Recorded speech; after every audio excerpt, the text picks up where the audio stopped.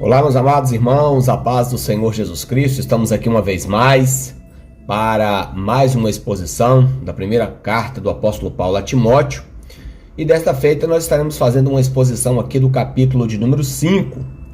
Então já deixa a sua Bíblia aberta aí no capítulo 5 da primeira carta a Timóteo.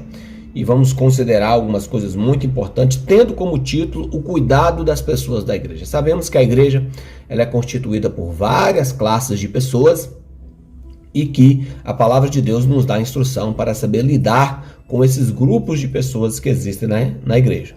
Então, o capítulo 5 ele está dividido em 7 blocos de versículos, tratando de assuntos como tratar as pessoas, os critérios para dar assistência às viúvas que eram necessitadas na igreja, a contribuição que as viúvas faziam para o ministério da igreja, os riscos de colocar viúvas mais novas no ministério da igreja. Falaremos também sobre a honra devida aos presbíteros. Falaremos também sobre o cuidado do obreiro com sua saúde e também discernindo a fazer os julgamentos de maneira correta, Então, nós vamos lá para a nossa jornada. Só a título de introdução, Timóteo é instruído a agir de forma criteriosa com os diferentes membros da igreja, a fim de que a mesma empregue todo o potencial na obra, em vez de desperdiçar as energias com conflitos internos. Então, começando aqui a nossa jornada, a primeira coisa que Paulo vai, no primeiro bloco aqui, que compreende os versículos 1 e 2, Paulo vai falar sobre o tato para saber repreender as pessoas. Na verdade, a palavra correta aqui é exortar. O que significa exortar? Exortar significa repreender com mansidão, saber como falar da maneira correta, Então, em primeiro lugar, devemos tratar as pessoas idosas com respeito e ternura. Olha que coisa interessante, Diz lá no versículo 1 e 2, assim, não repreendas ao homem idoso, antes exorta-o como pai, e as mulheres idosas como mães. Olha que coisa interessante, Então, você pode até exortar uma pessoa, repreender uma pessoa por determinada atitude. Agora, o que Paulo coloca em evidência aqui é a maneira como trata. Ainda que seja uma exortação, ainda que seja uma correção, que se faça o tal com respeito e com ternura, É interessante que a palavra grega que é usada nesse texto é parakaleo. Parakaleo significa literalmente chamar à parte. Olha que coisa interessante, Então, chamar à parte, não corrigir na frente de outras pessoas para não fazer a pessoa passar vergonha e por aí vai. Então, tudo isso implica em respeito e também em sensatez. Em segundo lugar, devemos tratar as pessoas da mesma idade com amor e fraternidade. Veja ainda no versículo 1 e 2, Paulo diz, aos moços como a irmãos e às moças como irmãs, Então, devemos tratar sempre nessa linha de fraternidade, entendendo que ainda que seja uma exortação, seja uma orientação, um conselho, ainda que seja a palavra até um pouco mais dura no sentido de correção, vamos dizer assim, mas nunca podemos deixar quebrar o vínculo da irmandade, o vínculo do amor fraternal. Então é isso que Paulo tá tratando aqui, Nenhum pastor, nenhum líder, ele tem o direito de humilhar as pessoas, nem de tratá-las com desrespeito, até mesmo por elas serem jovens, A igreja é a família de Deus e devemos olhar para as pessoas da nossa idade no ângulo da fraternidade cristã. E em terceiro lugar, devemos tratar as pessoas do sexo oposto com toda honra e pureza. Olha lá, as moças como irmãs com toda pureza. Capítulo 5, versículo 2. Olha lá, o versículo 2 fala. Então, muitos pastores, infelizmente muitos líderes, têm caído na área moral por se entregarem aos desejos lascivos, O conselho de Paulo nunca foi tão urgente, atual e oportuno. Por quê? Porque aqui fala de honra e de pureza, Então, temos que vigiar muito, o que falamos, temos que vigiar muito, principalmente hoje na era que vivemos, redes sociais, né? Principalmente quando você está tratando com o sexo oposto, no caso com as mulheres da igreja, né? Com as jovens da igreja. Então, ore a Deus, vigie para que o seu ministério jamais seja maculado, né? Por se entregar a desejos lascivos, não permitidos na palavra de Deus. Então a orientação de Paulo verdadeiramente ela é oportuna, dizendo que devemos tratar as mulheres, as moças da igreja com toda a honra e respeito e pureza, né? Então fica esse legado aí para nós, né? Meus irmãos, a partir do versículo 3 até o versículo 8, Paulo vai tratar dos critérios para se assistir às viúvas necessitadas, né? A igreja, irmão, jamais ela pode negar a assistência. Lembrando aqui que viúvas, é claro que o contexto é diferente, né? Naquela época havia muitas viúvas, tempo de guerra, né? Hoje as condições são um pouco diferentes, mas as viúvas, ela se aplica ao termo literal. Claro que nós temos viúvas nas nossas igrejas também, mas também compreende também a questão dos necessitados, né? Então, a igreja ela não pode negligenciar a ajuda aos domésticos da fé, quando estes verdadeiramente são necessitados. E, ao mesmo tempo, a igreja não pode assumir o papel da família. Então, nós vamos ver bem claro aqui que Paulo, ele diz, né, que deve se assistir às viúvas que verdadeiramente são viúvas, tá? Então, nós vamos até deixar a nossa Bíblia aberta aqui, né, em 1 Timóteo capítulo 5 aqui, que nós vamos considerar aqui alguns versículos que é de suma importância. Então, vamos lá. Em primeiro lugar, a igreja precisa assistir às viúvas que não têm amparo da família. Paulo vai dizer no versículo 3, tá? Do capítulo 5, honra as viúvas que verdadeiramente são viúvas, tá? Não só no versículo 3, mas olha o que diz no versículo 5, por exemplo, vai dizer assim, ó: ora, a que é verdadeiramente viúva e desamparada, espera em Deus e persevera de dia e de noite com rogos e orações.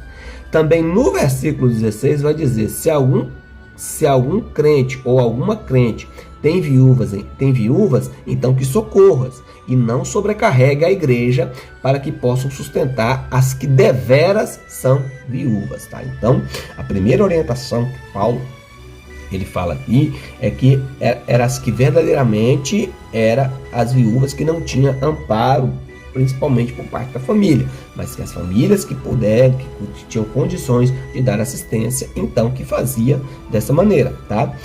Na verdade, naquela época havia muitas viúvas, né? De acordo com um levantamento feito na igreja de Éfeso, por exemplo, no século III, havia cerca de 1.500 viúvas para serem assistidas. Na época, por exemplo, de João Crisóstomo, que viveu entre os anos de 347 a 407 da era cristã, né, havia cerca de 3.000 viúvas ali, né, para ser assistidas pela igreja ali de Constantinopla.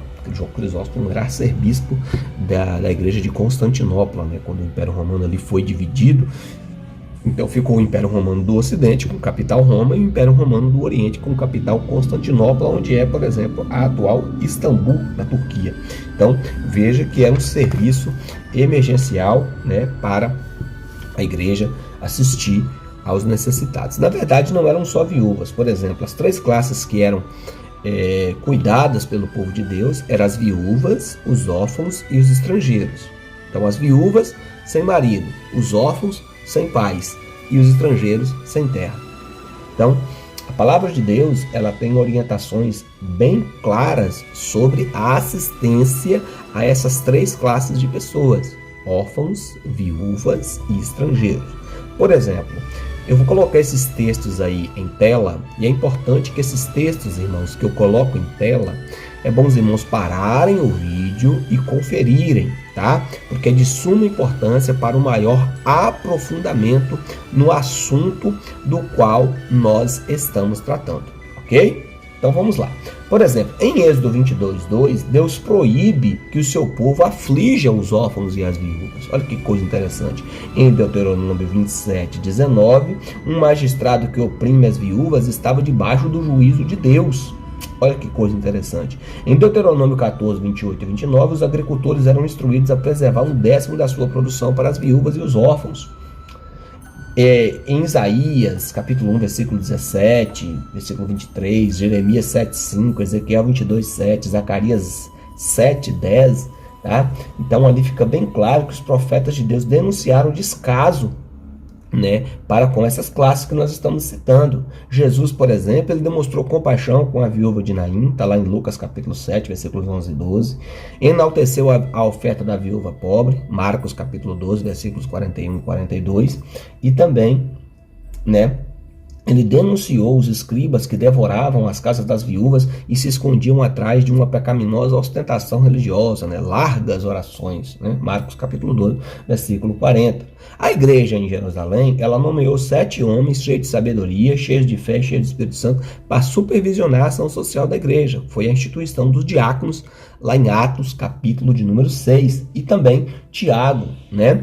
Ele afirma que uma das evidências da verdadeira religião é visitar os órfãos e as viúvas nas suas tribulações, como está lá em Tiago, capítulo 1, versículo 27. Então, fica bem claro aqui nos textos que nós acabamos de expor, tanto no Antigo como no Novo Testamento, que a igreja, sim, ela foi nomeada, ela foi uma das funções dela é assistir, sim, aos necessitados em suas dificuldades. Mas, porém, Paulo deixa claro que era para assistir às viúvas que verdadeiramente eram viúvas, que eram desamparadas. Em segundo lugar, a igreja não deve ocupar o lugar da família no socorro das viúvas. Olha lá o que vai dizer os versículos 4 e 5, ó. Mas se alguma viúva tiver filhos ou netos, aprendam primeiro a exercer a piedade para com os da própria família e a recompensar os seus pais, porque isto é bom e agradável diante de Deus. Olha lá.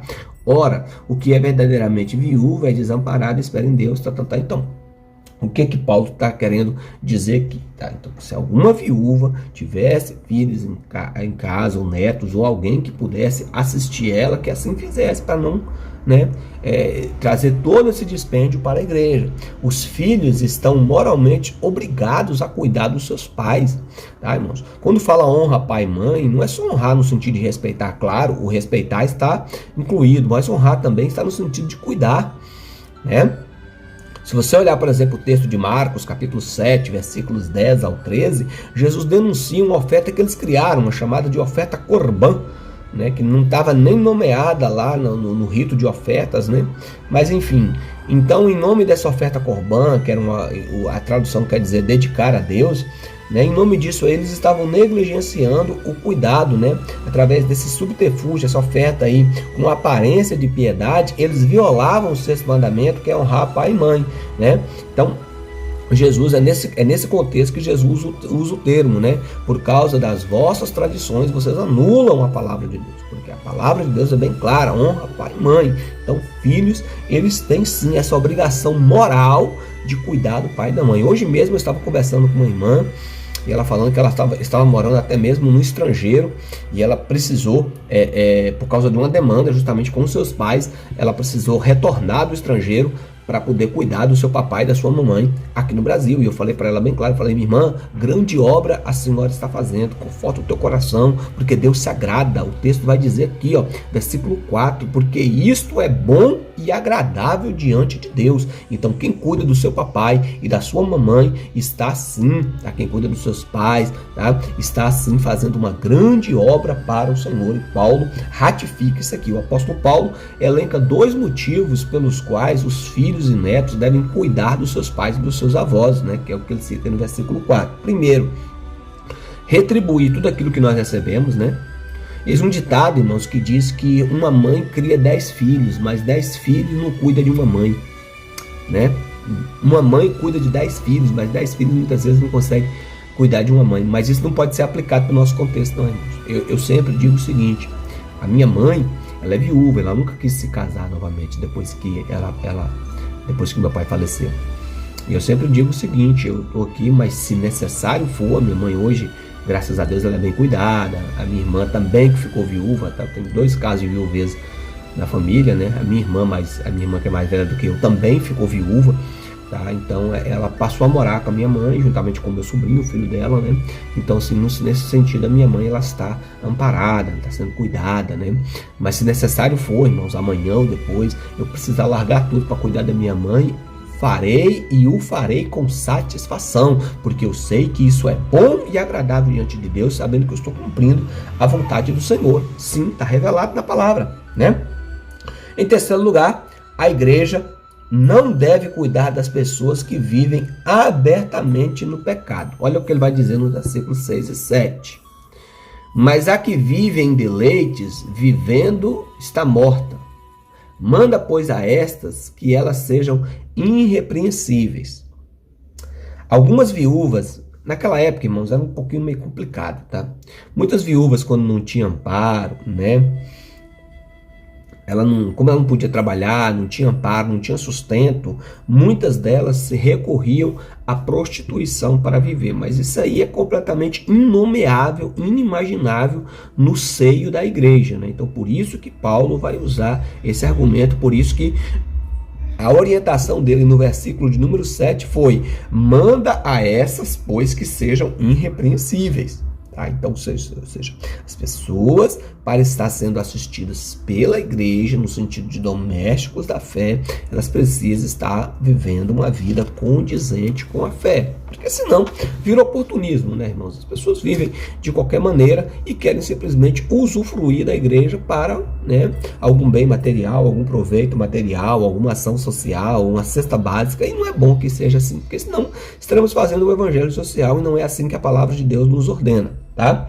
A igreja só deveria amparar as viúvas que viverem de maneira piedosa, tanto na condição material, no sentido delas estarem necessitadas, como também na condição espiritual, tivessem uma vida piedosa, deveriam ser observadas. As viúvas assistidas pelas igrejas deveriam ser irrepreensíveis, que é o que Paulo menciona aqui no versículo de número 7. Eu não tenho que ajudar a todos? Não, irmão, eu estou falando de ministério da igreja. A gente tem que atentar para isso, porque muitas pessoas só recorrem à igreja no momento de necessidade, entendeu? Mas não querem um verdadeiro compromisso. E nós muitas vezes também não fazemos isso, não pregamos o evangelho para aquela pessoa entender que o evangelho não é só uma ação social, o evangelho não é só uma entrega de cesta básica, o evangelho não é só assistir a pessoa com roupas, com mantimentos, não, vai além disso. Então é nesse sentido que Paulo está orientando aqui. Em quarto lugar, a família não deve transferir para a igreja o cuidado com os seus familiares. Olha lá, meus irmãos, aqui esse versículo é forte. Esse versículo é muito aplicado para a questão, né, de família, pai, mãe e filhos. Também pode ser aplicável, mas dentro do contexto se fala disso aqui, ó. Paulo vai dizer: mas se alguém não cuida dos seus, principalmente os da sua família, negou a fé e é pior do que o infiel. Está aí no capítulo 5, versículo de número 8. Então, né?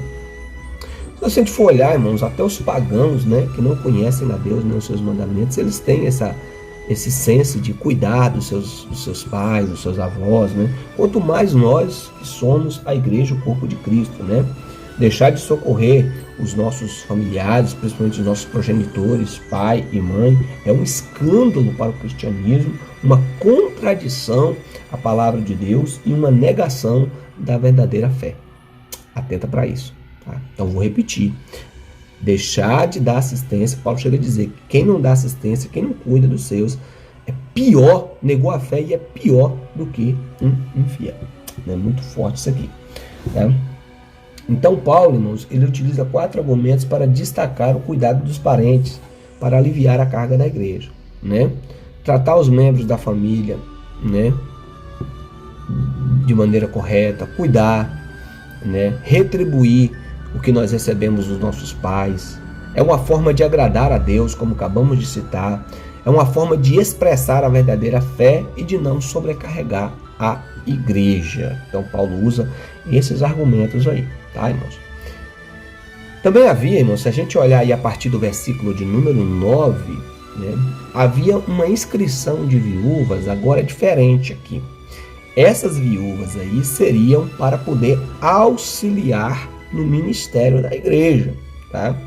A ênfase agora é sobre as viúvas que deveriam ser, né, inscritas no trabalho especial da igreja. Essas viúvas assumiam o compromisso de não se casar, tá?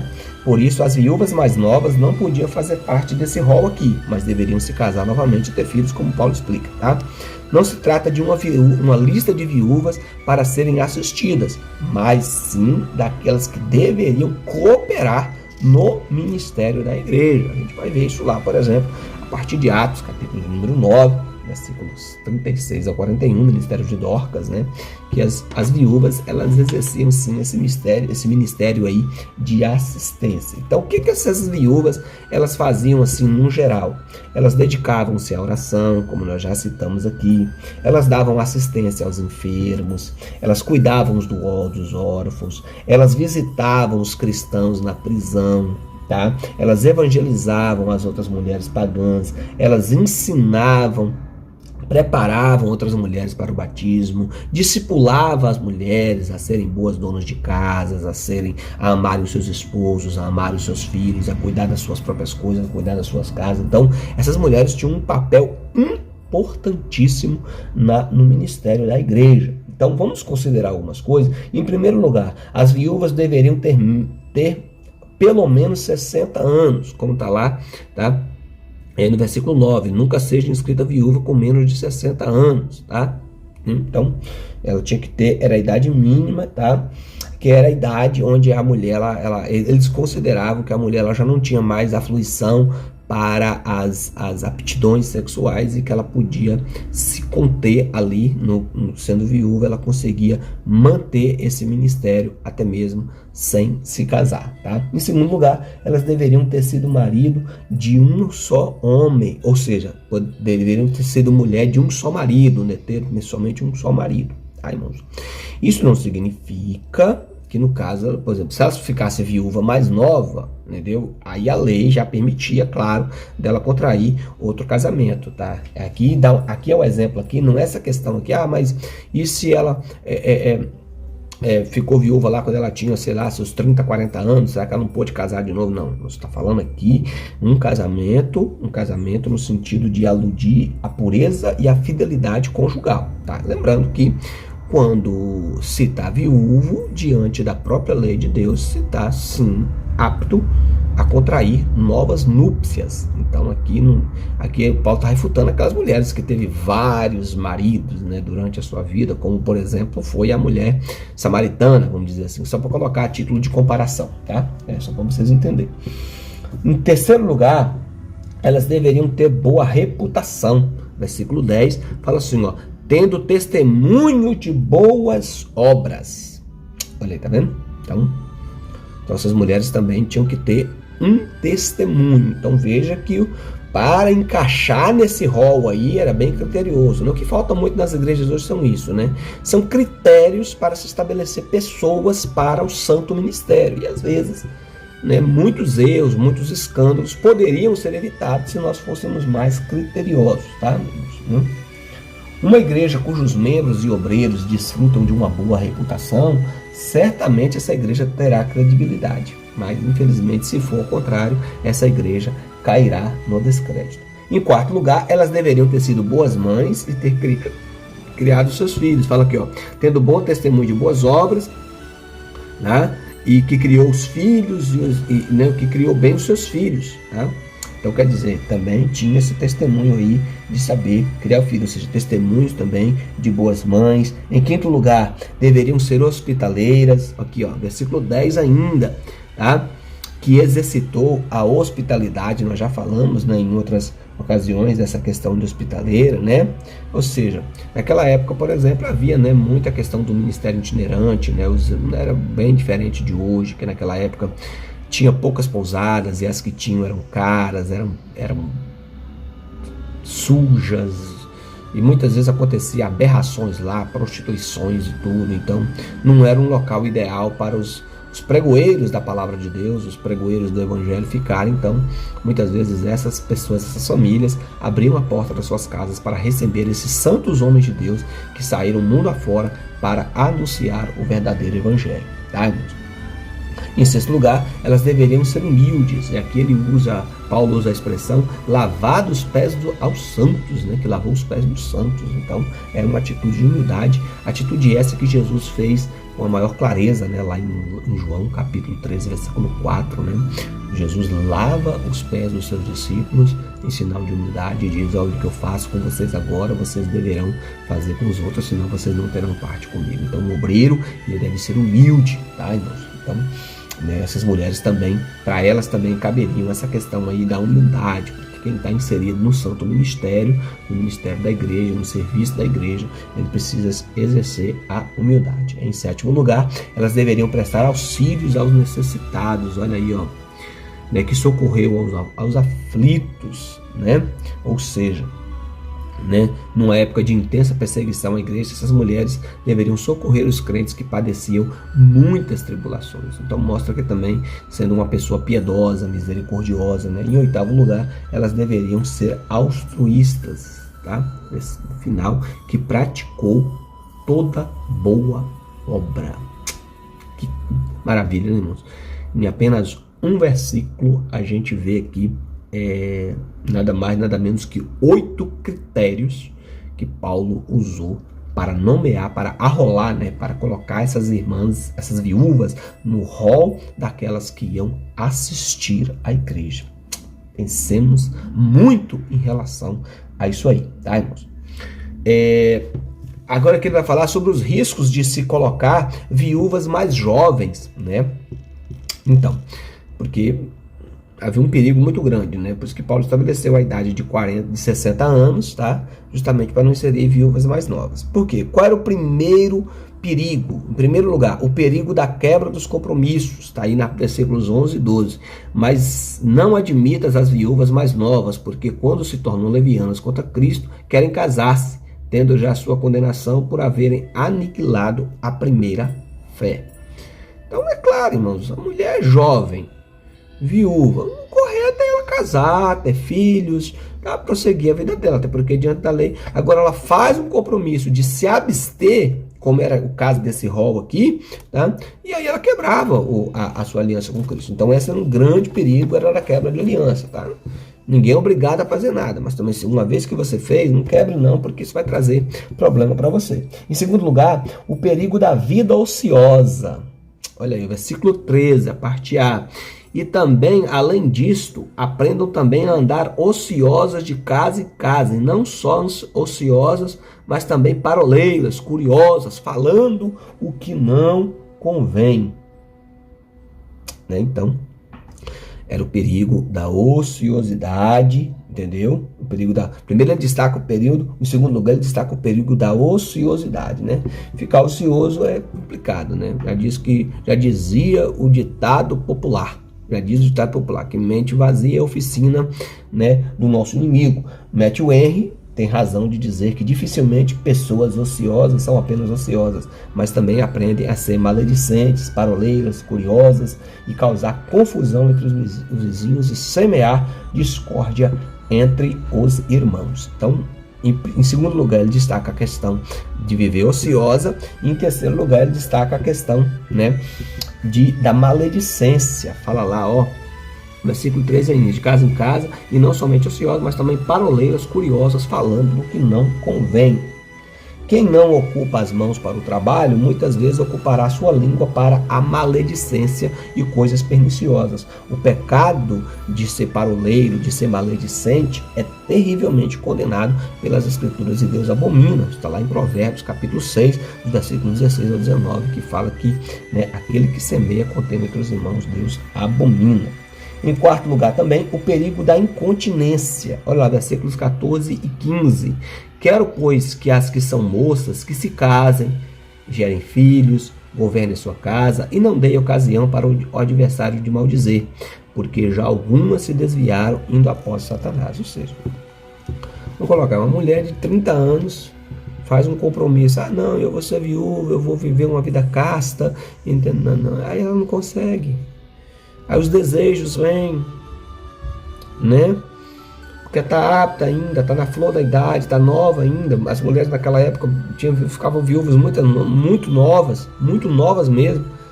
Tá? Então é isso que Paulo está dizendo aqui, tá?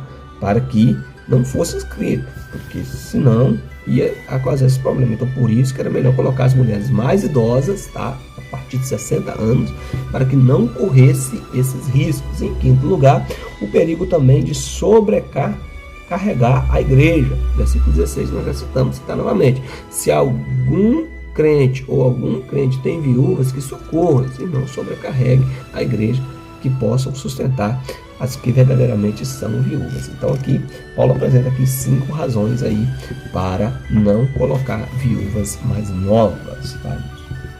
Meus amados irmãos, a partir do versículo 17 até o 22, Paulo vai falar sobre a honra devida aos presbíteros, né? O presbítero aqui que fala é o corpo de obreiros da igreja, tá? Lembrando sempre aqui que Paulo, ele partia de uma linha de um obreiro ser remunerado pela igreja, ainda que ele mesmo não usurpasse, não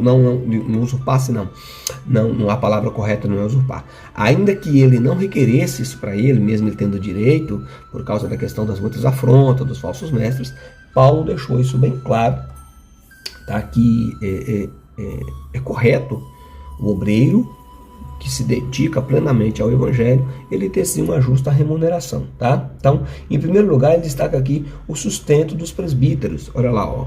Os presbíteros que governam bem sejam estimados, versículos 17 e 18, sejam estimados de duplicada honra, principalmente os que trabalham na palavra e na doutrina, porque diz a Escritura, não ligarás a boca do boi que debulha, e digno é o obreiro do seu salário. Ah, irmãos, então, Paulo aqui destaca 3 coisas. Primeiro, a posição do presbítero, que é uma posição de honra. Em segundo, ele destaca a distinção do presbítero, tá? É tanto que ele usa o termo duplicada honra. E em terceiro, ele trata a questão da sustentabilidade do presbítero, dos obreiros. Como eu já falei, embora Paulo não tenha preferido não tirar vantagem desse direito de ser sustentado, mas se você observar textos como 1 Coríntios, capítulo 9, versículos 3 ao 18, e também 1 Tessalonicenses, capítulo 2, versículos 7 ao 9, confere esses versículos aí que eu vou colocar em tela, tá? Para você se aprofundar mais, para você entender. Paulo defendia esse direito, né, dos obreiros serem assistidos e sustentados pela igreja. Outros textos também você pode conferir em 2 Coríntios 11, 8 e 9 e também 2 Coríntios capítulo 12, versículo 13. Então, irmãos, nós estamos falando de algo justo, né? Não estou falando de algo aí de um pastor e os pastores ganharem salários exorbitantes. Não, Paulo está falando digno, está falando de dignidade. Tá? É um salário de dignidade para aqueles que trabalham. Paulo usa a palavra trabalhar aqui, que no grego é kapaiô, que literalmente quer dizer laborear, trabalhar, se enfadigar com exaustão. Tem pessoas que acham que não é trabalho, né? Vai tentar preparar um estudo para a igreja, né? Uma palavra sempre para a igreja, um aconselhamento, se desgasta a pessoa. Tá? Então, a palavra trabalhar aqui está no sentido de se afadigar mesmo. Então, esses que se afadigam no evangelho, esses sim tem que ter uma justa, uma digna. Veja o versículo 18, ele fala digno, um salário de dignidade. Não estou falando um trabalho, um salário exorbitante, que eu não sou a favor, mas também sou contra também um salário de fome. Tá? Que não dá para o obreiro viver com dignidade, ele e a sua família. Tá, irmãos? Em segundo lugar, Paulo trata aqui das disciplina dos presbíteros. Olha aí, ó. Versículos 19 ao 21 diz assim, ó: não aceites acusação contra o presbítero, senão com 2 ou 3 testemunhas. Aos que pecarem, repreende na presença de todos, para que também os outros tenham temor. Conjuro-te diante de Deus, nosso Senhor Jesus Cristo, e dos anjos eleitos, e sem prevenção guardes essas coisas, nada fazendo com parcialidade. A ninguém ponhas precipitadamente as mãos. Ah, não, só até o versículo 21, perdão, até o versículo 21. Então, uma coisa é certa, irmãos, uma das classes da igreja que é mais caluniada são os obreiros. Então, por saber disso, é por isso que nós temos que nos preservar mais. Calvino diz o seguinte, que não há quem seja mais exposto a calúnias e insultos do que os obreiros da igreja. Os inimigos do evangelho muitas vezes se vingam do evangelho através dos ministros do evangelho. Uma campanha baseada em boatos sujo pode arruinar completamente a vida de um líder ou de um obreiro, somente mediante 2, 3 testemunhas, por isso que Paulo fala, quando vier alguém acusar um obreiro, um presbítero, um pastor, um evangelista, um diácono, qualquer obreiro, não aceite, desde que os fatos sejam provados por 2, 3 testemunhas. É a forma correta. Muitas vezes a gente fica, irmãos, dando ouvidos a conversas levianas, tá? De pessoas, tá? Que muitas vezes querem até prejudicar. Por isso que Paulo ordena aqui, tá?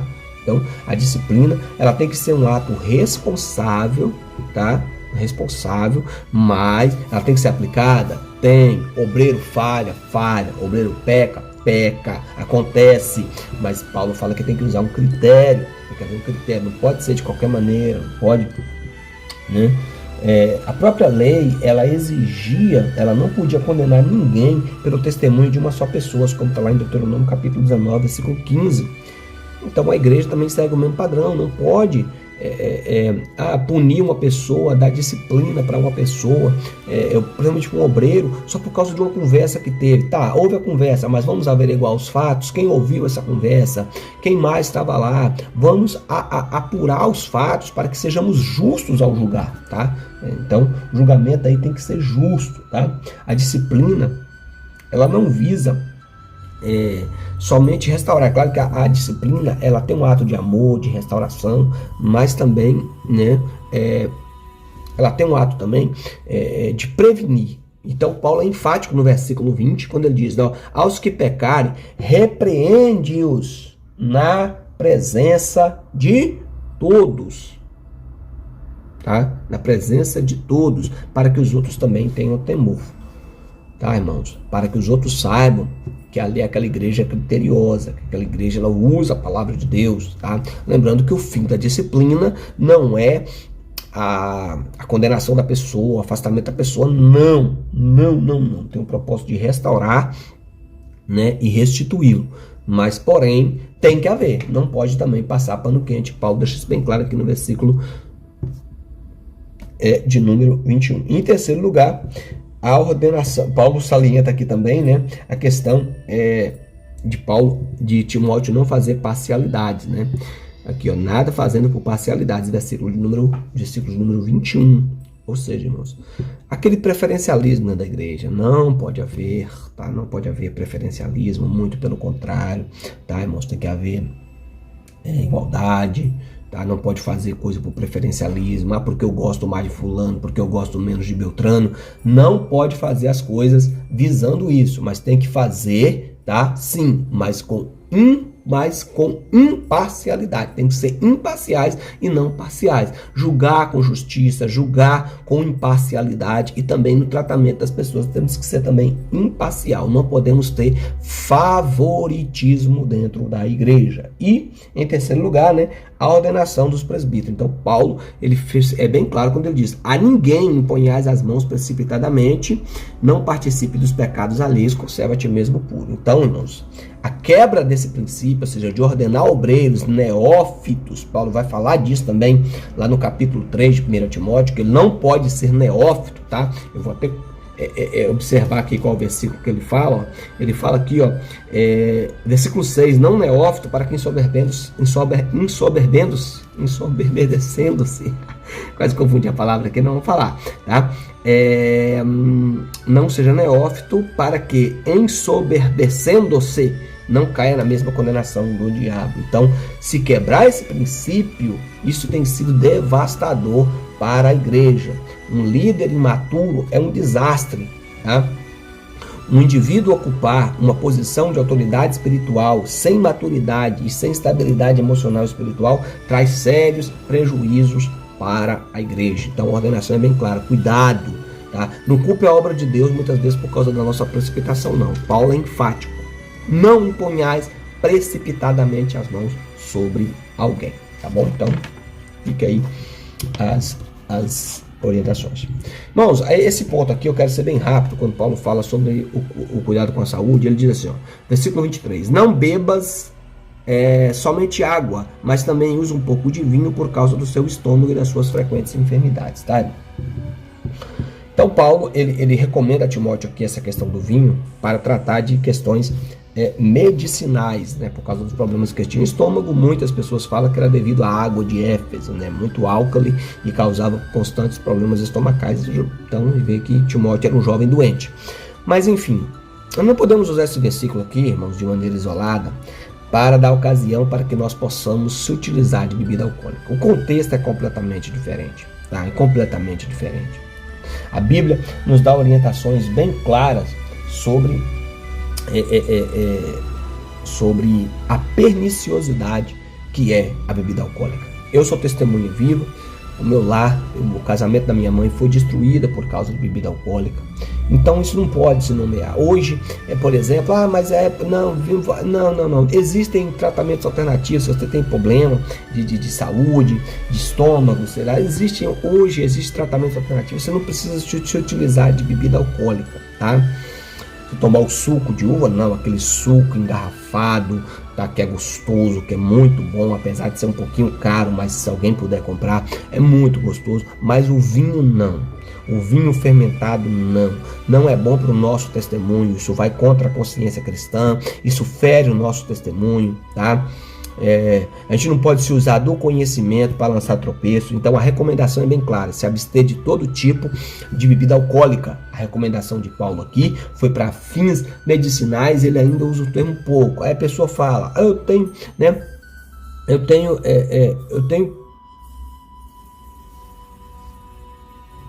pouco, eu bebo um pouquinho. A questão do ser humano é saber se controlar, irmãos. O equilíbrio não tem. Então, para poder evitar pecados, para poder evitar todas essas coisas, o melhor mesmo é que se abstenha completamente de qualquer tipo de bebida alcoólica, tá bom? Então, e a última orientação aqui, tá? É para nós sabermos discernimento para fazer julgamentos corretos, né? Vamos dizer assim, tá? O discernimento do obreiro ao fazer julgamentos. Olha o que ele diz, para encerrar os 2 últimos versículos: os pecados de alguns homens são manifestos precedendo o juízo, e em alguns se manifestam depois. Assim também são as boas obras, são manifestas, né? As que são de outra maneira não podem também se ocultar, tá? Então, irmãos, o que está dizendo? Tem pecados que se manifestam de imediato, outros se manifestam depois, tá? Então, qual é a orientação? É que nós sejamos prudentes, tá? Aí nós sabemos de uma coisa: todas as coisas estão nuas e patentes diante aquele por o qual nós devemos de prestar conta. Salomão em Eclesiastes diz: tudo que tem ouvistes tema a Deus, guarda os seus mandamentos, porque Deus estará a juízo toda obra, até mesmo naquele que está encoberto. Então, isso vale também para as boas obras. Tem pessoas que às vezes querem fazer com que suas obras sejam notórias. Eu aprendi uma oração, irmãos, eu quero encerrar essa palavra com essa oração. E você vai orar junto comigo agora nesse momento. Você vai falar assim comigo: Pai, aleluia, Senhor, tudo que eu faço de bom, o Senhor não precisa me mostrar, porque tudo que eu faço, Senhor, é para a Tua glória. Todavia, ó Deus, se algo estou fazendo que não te agrada, que não te glorifica, ainda que me seja oculto, como Davi disse, me livra-me dos pecados que são ocultos. Ó Senhor, me expurguinha. Senhor, me purifica, me perdoa, Senhor da glória. Me revela, Senhor, o que eu tenho feito de mal aos teus olhos. Aleluia. Examina-me e sonda-me e guia-me pelo caminho eterno. Em nome de Jesus. Aleluia. Fique com essa palavra, tá, meus amados irmãos? Tá? Não fique revoltado porque muitos pecam e você acha que está encoberto. Não está, não. Melhor é que os pecados sejam manifestos aqui, porque você pode se arrepender, voltar atrás, confessar. Agora, o pior de tudo é quando nós chegarmos diante do Senhor e dizer: apartai-vos de mim, que eu não vos conheço, porque vocês praticam a iniquidade, como está lá em Mateus capítulo de número 7, versículos 21 a 23. Pensem nisso, tá? John Stott, irmãos, para concluir, ele diz o seguinte acerca dos líderes cristãos: eles precisam ter nos seus relacionamentos 5 virtudes. Primeiro, apreciação, ter um bom desempenho, ou seja, saber tratar as pessoas. Segundo, justiça, Não dar ouvidos à acusação sem fundamentos. Olha que coisa interessante. Terceiro, imparcialidade. Evitar todo tipo de preferencialismo e favoritismo. Quarto, cautela. Não tomar decisões precipitadas. E em quinto, discernimento. Ver além do que é aparente e enxergar a realidade. Que coisa maravilhosa, né? Sempre que esses princípios forem observados, erros muitas vezes serão evitados. A igreja será preservada em paz e o amor, né? Em paz e em amor, e o nome do Senhor será glorificado. Amém? Deus abençoe, em nome do Senhor Jesus Cristo, e até o nosso próximo encontro.